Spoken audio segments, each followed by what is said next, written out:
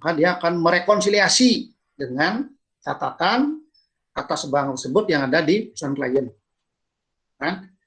Nah, coba adik bandingkan sekarang. Adik bandingkan kalau klien kita satu yang memang secara periodik melakukan rekonsiliasi atas rekening yang ada di bank dengan klien yang tidak pernah sama sekali melakukan bank rekonsiliasi. Apa jadinya? Ya, apa jadinya coba? Ya, jangan-jangan nanti penuh dengan cekiting kan? Ya, coba lihat nanti. Dia menggunakan dua bank, tidak pernah melakukan rekonsiliasi. Kan nanti bisa bertebaran cekiting kan? Ya, seperti itu ya. Ya, jadi perusahaan terlalu percaya dengan transaksi yang tercatat di bank. Jadi dia tidak pernah melakukan rekonsiliasi merekon dengan yang ada di perusahaannya.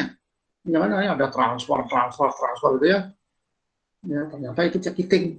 Nah, itu ya. Jadi tekanannya setiap akhir bulan itu akuntansi melakukan laporan rekonsiliasi bank. Nah, ini dasarnya. Satu, lihat nanti siklusnya. Adik-adik lihat siklusnya, siklus akuntan, siklus kasnya nanti. Gitu. Ya, itu caranya menyimpulkan nanti. Lihat kebijakan akun yang signifikannya, lihat siklusnya. Ada tidak kemungkinan terjadi salah satu material. Ya, itu ya. Nah, itu kunci, kata kuncinya. Karena kemarin saya bimbing ya secara offline ya, jadi saya ajarkan dia dari bangku ke bangku ya. Ini kalau sekarang kan saya susah sekali pada adik-adik ini ya, agak susah ya kita online begini ya. Ya paling tidak mudah-mudahan adik bisa menangkap ya, walaupun tidak 100%. Nah, kalau misalkan offline ini langsung saya bimbing ya, akan bimbing ke orang per orang dari bangku ke bangku. Gitu ya. Nah, kemudian kas kecil, apa kebijakannya? Nah, hati-hati ya. Nah, lihat kebijakannya ini akan menimbulkan salah satu atau tidak. Saya bacakan lagi ya, hadiahnya pegang. Kas kecil digunakan untuk membiayai pengeluaran yang relatif kecil. Ini hati-hati, ini relatif kecil ya, bukan pengeluaran yang kecil, itu beda ya. Pengeluaran yang relatif kecil dan menggunakan metode pencatatan dengan sistem dana tetap, impress fund system. Ya, nah, kalau di sistem akuntansi atau di struktur pengendalian internal yang memadai atas kas kecil, maka metode pencatatan dengan sistem dana tetap adalah lebih menjamin terjadinya pengendalian internal yang memadai dibandingkan dengan fluktuasi. Ya, seperti itu. Jadi lebih memadai ya SPI-nya, struktur pengendalian internalnya dengan menggunakan sistem dana tetap atau impress fund system dibandingkan dengan yang menggunakan fluktuasi. Itu caranya nanti menjawab ya, analisis. Karena kita yang diminta ini apakah terjadi kemungkinan salah satu material atau tidak, ya. Akun yang signifikan nanti. Gitu. Kemudian persediaan. Nah, ini kalau sudah persediaan, ini hati-hati deh ya. Apalagi perusahaan manufaktur ya. Persediaan itu bawaannya tinggi. Ya, kenapa? Karena banyak terjadi kebijakan akuntansi. Coba lihat, ada metode pencatatan, ya perpetual atau dia physical, ada metode pengukuran, apakah dia menggunakan by cost atau dengan diukur dengan menggunakan biaya perolehan, apakah dia menggunakan harga pasar, atau yang ketiga mana yang lebih rendah antara harga pasar dengan biaya perolehan LCM. Ya, nah, di antara itu mana yang kira-kira yang akan bisa memberikan salah satu. Ya, kemudian ada lagi metode alokasi biaya. Apakah pada akhir periode dia menggunakan FIFO atau EFRIT atau LIFO? DSK hanya merekomendasi dua saja kan, itu FIFO dan EFRIT. Nah, coba sekarang dibaca, diungkap itu kebijakannya. Jadi persediaan PT Sinar Mataram berupa kertas koran, dijelaskan ya. Jadi persediaan itu apa? Itu kertas koran. Yang belum digunakan, persediaan dinyatakan dengan nilai terendah. Ini ukurannya, nilai terendah antara, nah ini bukan harga perolehan ya, rubah sesuai dengan PSAK yang terbaru ya, biaya perolehan dan nilai realisasi bersih.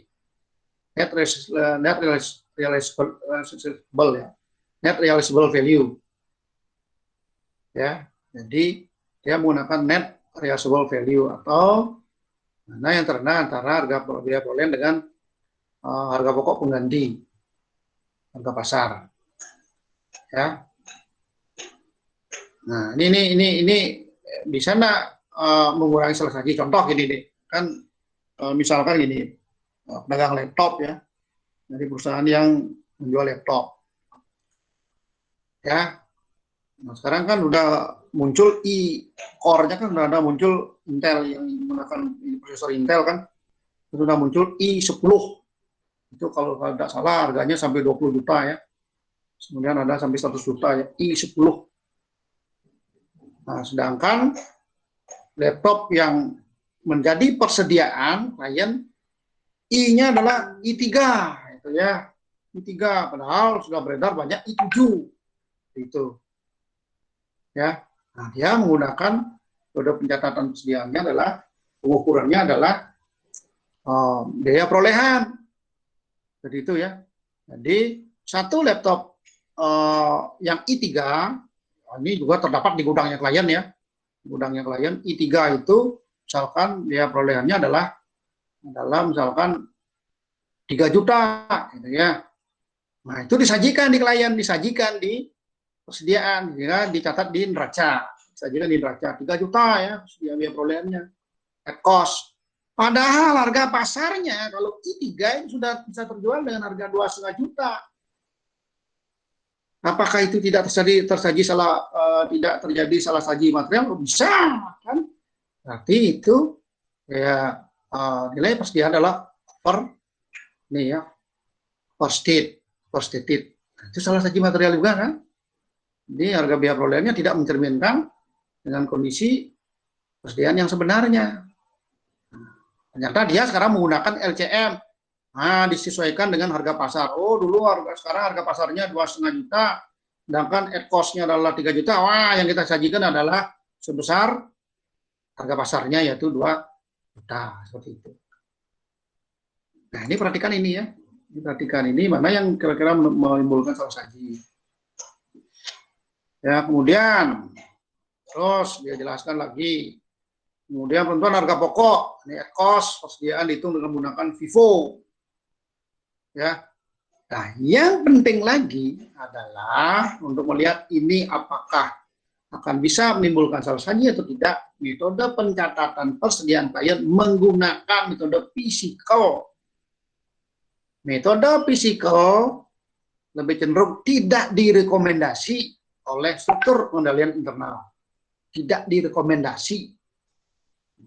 Ya, karena klien akan mengetahui posisi persediaannya atau mutasi persediaannya pada akhir periode, tidak berdasarkan kejadian, ya, tidak berdasarkan terjadinya. Ya, itu kalau terjadi kalau dia menggunakan metode perpetual. Nah, itu diperhatikan itu. Ya, metode psikal ini apakah bisa menimbulkan salah saji? Oh, jelas, besar sekali ya. Artinya si klien lebih cenderung lebih percaya pada kartu gudangnya dan kartu persediaannya yang ada di bagian akuntansi dibandingkan dengan fisiknya, dibandingkan dengan apa yang terjadi sebenarnya. Ya, nah ini harus diplototi deh ya.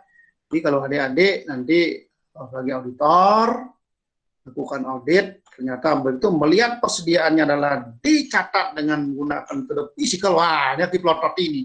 Jadi perhatian khusus ya. Ini bahaya ini. Ya. Ya, ini saya sudah pernah ngalami ya di klien ya. Ini akan berbahaya ini. Namun, nah ini ada kecuali lagi. Perusahaan selalu melakukan perhitungan fisik persediaan. Ini harus kalau dia psikal kan harus melakukan perhitungan fisik ya. Kalau tidak melakukan dihitung perhitungan fisiknya, ya tidak diketahui nilai persediaan akhirnya kan. Itu. Nah, ini perhatikan ini. Ya, jadi perhatikan.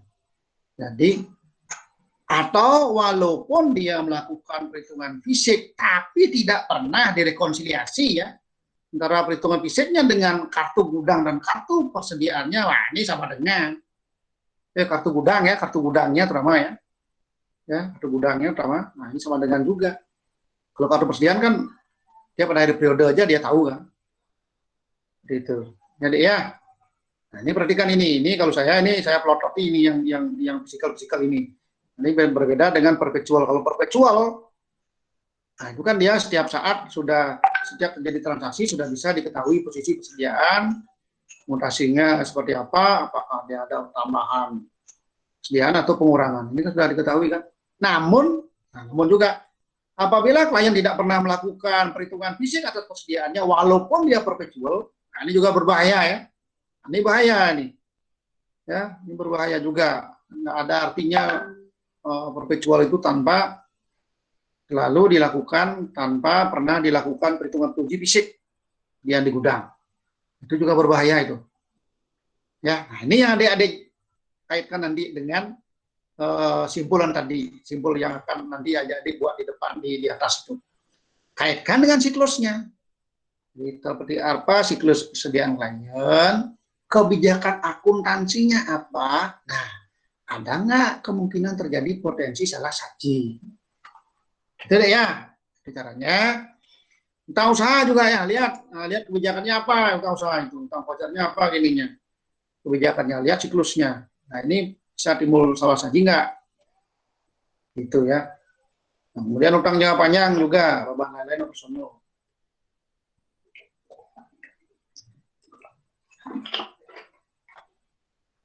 Nah ini yang dimaksud dengan kebijakan akuntansi untuk akun signifikan ya.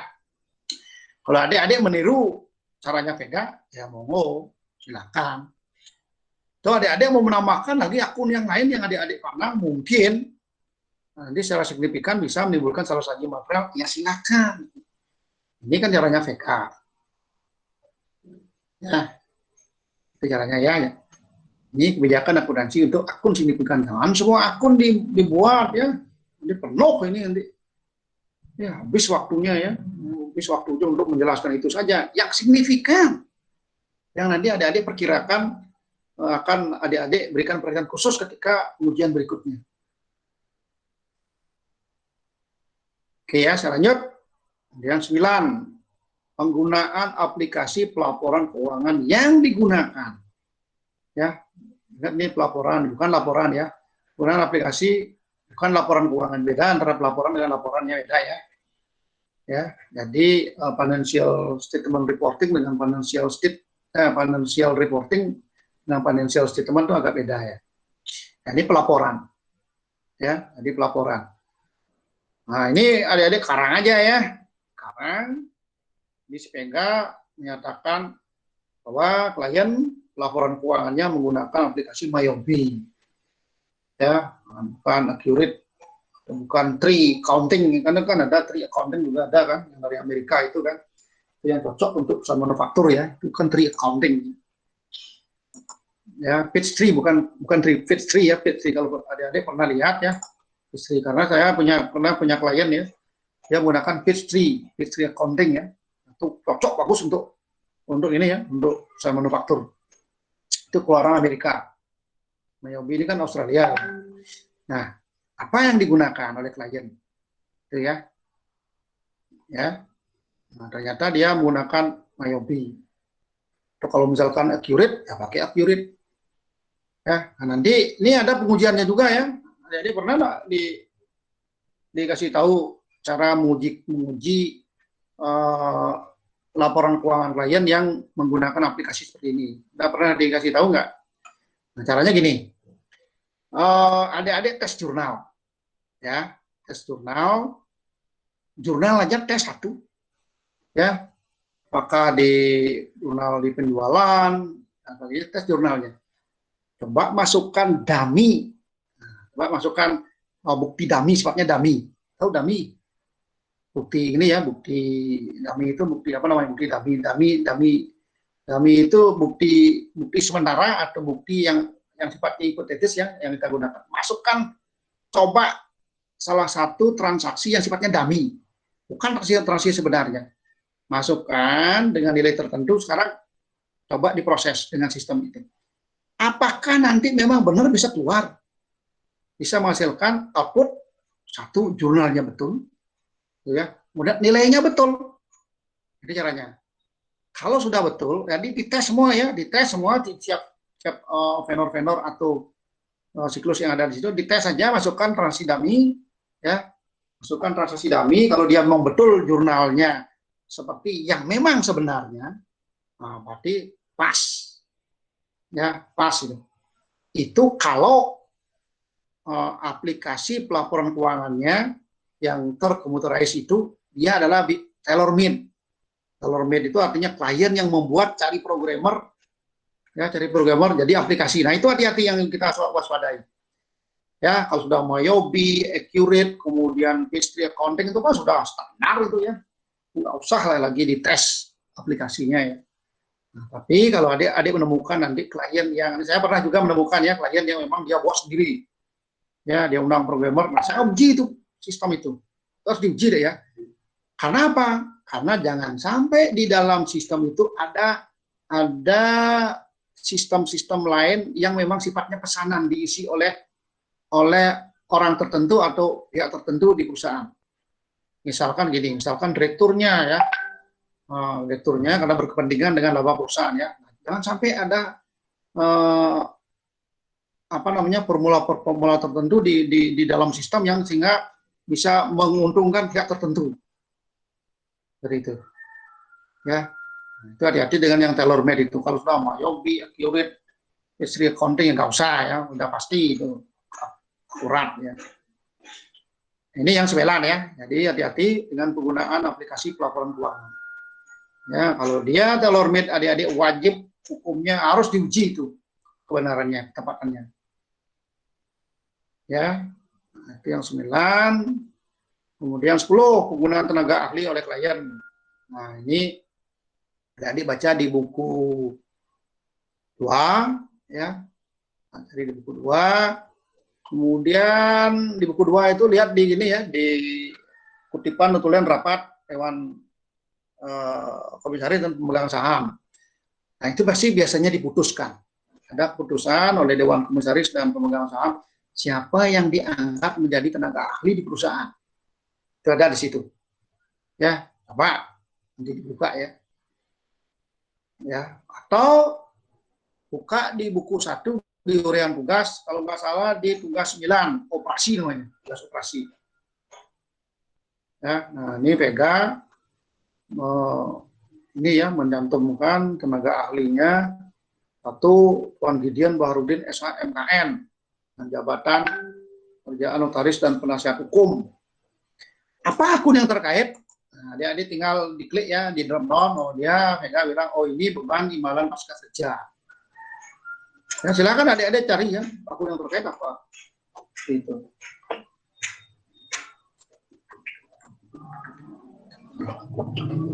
Nah, ini maksudnya begini, maksudnya apabila klien menggunakan tenaga ahli, hati-hati loh dengan akun ini, ada nggak kemungkinan salah saji. Misalkan Tuan Gideon ini diistimewakan diberikan gaji yang berlebihan. Nah, ini kan ini akun yang terkait. Misalkan ini sudah ada kebijakan keputusan oleh Dewan Komisaris, Tuan Gideon Baharudin ini dianggap sebagai penasihat hukum dengan gajinya misalkan adalah 20 juta per bulan dengan fasilitas ini. Namun karena direkturnya berhubungan ya, atau direkturnya punya hubungan tertentu dengan orang ini, digaji misalkan menjadi 30 juta ya dengan fasilitas. Nah, itu kan melanggar hukum, melanggar ini kan. Nah, ini kan bisa menimbulkan salah satu material. Ya, seperti itu. Jadi ya. Nah, terus kemudian KAP Sidarus dan rekan. Tenaga ahli karena dia memberikan audit, KAP ini memberikan jasa asuran yang berupa audit ya. Nah, diisi. Apa itu? Nah, ini bukan ini imbalan pasca kerja atau apa ini ya, lihat. Ini apakah masuk imbalan pasca kerja? Ya enggak ya. Ini masuk beban operasional ya. Kan via auditor itu kan beban operasional bukan imbalan pasca kerja. Maka pasca kerja ini kan yang perorangan ini kan. Ini kayak salah ini ya. Nah, ini adik-adik kalau memasukkan habis dari rekan ini bukan imbalan pasca kerja. Ini masih beban operasional ya. Via auditor itu kan via KAP itu kan di beban operasional kan. Ya. Seperti itu. Nah ya, oke, kalau sudah selesai, turun ke bawah, kemudian kerjakan apakah ada informasi yang signifikan dan periode sebelumnya yang berlanjut yang kita jadikan perhatian apabila itu akan menimbulkan potensi salah saji. Ya, ini. Nah, pertama temuan auditor. Jadi adik-adik harus melihat buku 3. Temuan auditor, lihat buku 3. Ya, apa bunyi laporan auditor independen? Opininya apa? Ya, berhati-hati kalau opininya non WTP. Ya, yang non WTP ini yang artinya ternyata opininya adalah modifikasi. Ya, ternyata modifikasi. Kalau yang WTP, oh nggak masalah. Yang unqualified opinion nggak masalah. Ya. Tapi yang non WTP, apakah dia advice, apakah dia apalagi disclaimer ya, ya artinya si auditor tidak mau berpendapat, wah ini udah luar biasa ya, harus diplotot betul ya. Ya, nah ini yang non WTP. Kalau misalkan ada non WTP yang modifikasi dengan akun yang dikualifikasi, akun apa itu? Nah ini yang perhatikan ini. Nah, diisi aja. Kalau ini saya tadi ngisi ya. Ya, sebenarnya drop down ya, tapi ini kok enggak keluar akunnya ya. Nah, tapi kalau adik-adik ketik, klik langsung ya, ketik ya, misalnya persediaan ya. Persediaan, misalkan akun yang terkait nanti ya. Bisa ya. Nah, ini dia langsung ya. Kalau adik-adik klik langsung akun yang terkait, nah akan keluar akun-akun yang lainnya. Ya. Kalau tidak diketik, nah, dia nggak mau keluar ya. Itu ya, ya. Nah, jadi kalau adik-adik menemukan opini tahun sebelumnya, akun apa itu yang dikualifikasi misalnya, nah, ini ketiknya di sini, nah dia akan muncul akun-akun lainnya. Itu ya dia. Ini perhatikan, ingat yang kita perhatikan adalah yang non WTP atau yang opininya dengan modifikasi. Nanti kita perhatikan ini. Ya, kenapa? Karena itu akan menjadi sorotan kita untuk pekerjaan berikutnya. Hati-hati loh, tahun lalu persediaannya dikualifikasi. Sekarang kita juga jadikan perhatian. Harus diperhatikan itu. Kenapa dikualifikasi? Karena terjadi salah saji material. Ya, itu. Masukkan di sini ya. Terus, lanjut yang B, informasi lainnya. Contoh hasil review dari regulator. Nah, ini artinya apa? Regulator itu artinya apa? Gini, deh. Setiap perusahaan pasti dia tergabung dalam industri tertentu. Oh, industri itu kan artinya gabungan perusahaan sejenis ya. Hotel bergabung, ya gabung jadi satu menjadi industri perhotelan. Bank dengan bank digabung industri perbankan, ya. Kemudian jasa penerbitan percetakan digabung jadi industri percetakan penerbitan. Nah, biasanya dia punya asosiasi. Kalau bank, regulatornya pasti BI, Bank Indonesia. Ya, nah, Bank Indonesia yang saya tahu dulu ya, ketika saya masih di bank ya. Nah itu biasanya secara periodik, kalau nggak salah mungkin 3 bulan sekali Bank Indonesia itu turun ke masing-masing bank untuk melakukan review. Ada bank-bank yang berada di bawahnya. Itu. Nah, apa hasil reviewnya apa? Nah, ini jelaskan di sini. Misalkan, oh Bank PTA ternyata sering melakukan pelanggaran terhadap SEBI nomor sekian tentang ini. Nah, itu diantumkan itu. Nah, ini untuk kita jadikan pedoman ketika kita melakukan pengujian berikutnya. Ini hati-hati loh, akun yang terkait apa? Nah, ini misalkan kredit yang diberikan. Ini akunnya kredit yang diberikan. Ini hati-hati loh. Ini suka sekali nih bank ini kena sembret oleh BI karena melanggar SEBI tentang misalkan 3L itu lending limit, gitu ya, legal lending limit atau pemberian kredit maksimum berapa, itu ya. Nah ini misalnya, ini kita catat ini, ya, cantumkan akun mana, karena ini akan kita sorotin nanti akun ini, itu, ya. Terus masukkan yang ke-12, informasi lain signifikan. Nah, ini adik-adik kalau dapat informasi lain ya dari pihak internal ataupun eksternal, masukkan di sini. Yang 13, jenis laporan yang dipersyaratkan oleh peraturan tertentu. Nah, ini tadi seperti tadi asosiasi tadi ya. Nah, kalau di Politeknik Negeri Bali ya, kita kan gabungnya ke Kemdikbud sekarang ya, Kementerian Pendidikan dan Kebudayaan. Dulu kan Kemristekdikti, ya Ristekdikti ya. Nah, kalau dulu di Ristekdikti, ya ada aturan yang mengatur, ya ada aturan yang mengatur, misalkan satu Undang-Undang Keuangan Negara. Nah, kalau Undang-Undang Keuangan Negara, karena kita adalah masuk Kemdikbud, di mana semua terjadi transaksi keuangan yang ada di Politeknik Negeri Bali diatur oleh Undang-Undang Keuangan Negara, maka dia minta laporan audit, ya laporan auditnya diminta, yang dari BPK ataukah dari SPI. Ini diminta dilaporkan. Saya setiap periodik melakukan ini ya, membuat laporan keuangan, melakukan audit ya, review terhadap laporan keuangan. Nah, ini saya akan mencantumkan pernyataan pendapat juga. Ya, memberi pernyataan pendapat yang namanya PTD. Pernyataan telah direview, bukan audit tapi direview. Jadi saya telah melakukan review atas laporan keuangan Politeknik Negeri Bali Satker dengan DIPA nomor sekian itu ya, dengan apa opini saya jelaskan di situ. Ya, itu ya. Kemudian ini saya hapus, ini tidak ada tadi ya. Nah, kemudian PNB juga harus melaporkan laporan kepatuhan. Kepatuhan terhadap apa? Nah, kepatuhan terhadap kebijakan menteri, ya peraturan menteri keuangan, nah, seperti itu. Kemudian laporan kinerja. Nah, ini kita juga diminta ya PNB ya. Itu namanya LAKIP. Kalau di kita di Kementerian Keuangan Negara namanya LAKIP. Laporan akuntabilitas kinerja instansi pemerintah. Ya. Nah, sekarang kalau sini adik-adik apa? Asosiasinya minta laporan apa? Ya. Nah, adik-adik di sini yang ada yang dibutuhkan laporan audit. Ya. Nah, nanti jadi semua hasil kajian adik-adik itu dibuat di kertas kerja. Ya. Nah, jadi berdasarkan uraian kebijakan akuntansi terhadap akun yang signifikan, kemudian nah ini orang-orang yang ada di sini, apalagi ada pihak terafiliasi ya. Pihak terafiliasi ini hati-hati nih ya.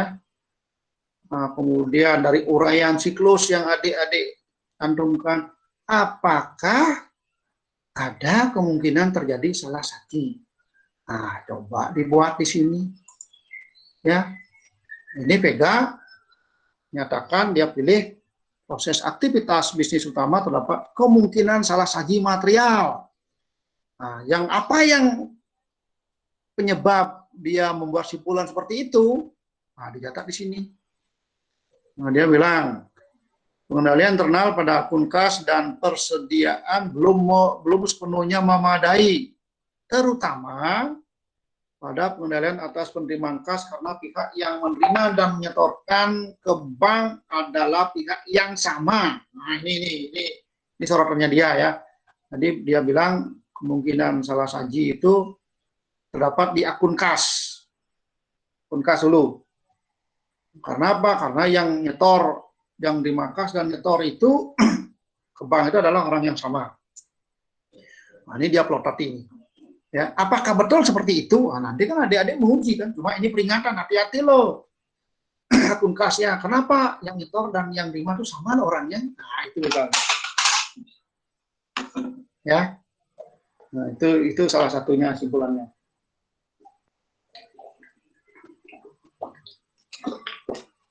Jadi ya, itu alasannya. Yang kedua, saya yakin yang diplotot Vega itu karena fisikal itu. Nah, ini benar ya. Ini betul juga ya. Kemudian metode pencatatan persediaan yang diterapkan oleh klien atas akun persediaan adalah fisikal ya. Dan kurang mampu memberikan informasi jumlah persediaan pada waktu-waktu tertentu. Nah, ini pasti ya. Saya sepakat dengan Vega ya. Ya, kalau saya melihat perusahaan klien yang menerapkan metode fisikal pencatatannya atas persediaan, akan saya pelototi ya. Akan saya jadikan akun khusus untuk di audit lebih rinci, lebih detail lagi. Oke, itu deh ya. Itu untuk yang kas kerja A230.3. Pak, Ya, saya mau bertanya, Pak. ya oke, silakan. Monggo. Untuk yang tadi yang nomor 13 itu Ya. laporan yang keempat itu laporan apa itu, Pak? Berapa? Apa tadi? Yang 230.3 nomor 13 tadi. Yang mana, yang mana? Yang nomor 13, Pak. Nomor 13. Nah, oh, 13 ini. Iya, Ini yang ada laporan BL itu, Pak. Dan yang lainnya, yang termasuk laporan lainnya itu termasuk laporan apa aja, Pak? oh, ini PKBL saya belum paham ya apa maksud PKBL. Ini PKBL ini coba lihat di singkatannya D ya, apa PKBL itu. Coba saya lihat di singkatannya ya. Nah, ini kalau singkatannya ya cari aja di D300 ya. Di 300 ya, coba itu PKBL itu apa, ada nggak? Oh, nggak ada ya. Oh, ternyata PKBL itu nggak ada ya. Ya dikosongin aja ya, dikosongin aja dulu. Iya, Pak. Ya, kosongin dulu ya. Dan yang lainnya itu laporan apa aja yang termasuk laporan lainnya, Pak? Laporan lainnya, misalkan laporan lainnya ada diminta ada tentang misalnya laporan-laporan rasio gitu ya. Bisa dimasukkan ya. Laporan rasio perusahaan selama tren rasio perusahaan selama 3 ini, tren penjualan grafik itu bisa juga masuk ya. Baik, Pak. Jadi kalau di Lakip ya di negeri Bali ya. Nah, itu tren seperti tadi itu diminta. Nah, coba Anda lampirkan dengan laporan lain berupa tren penerimaan negara bukan pajak PNBP yang bersumber dari UKT mahasiswa selama 5 tahun. Nah, itu diminta ya. Diminta oleh kementerian. Kemudian Anda coba laporkan juga tentang indeks kepuasan masyarakat terhadap Politeknik Negeri Bali. Laporkan. Nah, itu juga diminta ya. Ya, ini kan yang diminta yang 230.3 yang 13 ini kan yang berkaitan dengan peraturan tertentu. Nah, seperti ini kan peraturan tertentu. Ya, peraturan tertentu. Ada nggak peraturan yang mengatur operasional Sinar Mataram, dia minta laporan. Seperti misalnya kita ya, Politeknik Negeri Bali kan. Ya, negeri Bali.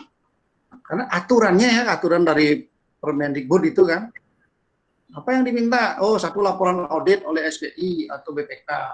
Dan laporan kepatuhan diminta, laporan kinerja diminta, laporan lainnya juga diminta. Seperti tadi itu, laporan indeks kepuasan masyarakat atau laporan indeks kepuasan pengguna. Nah, ini diminta juga oleh ini ya, oleh peraturan tertentu ini. Nah, ini kita kaji laporan-laporan ini juga harus kita kaji ya. Itu. Nah, yang di Sinar Mataram kan tidak ada aturan tertentu yang mengatur kan? Iya. Nah, berarti yang kita butuhkan adalah laporan audit. Audit yang kapan? Yang tahun lalu. Yang tahun lalu. Gitu. Lampirkan, Pak ya?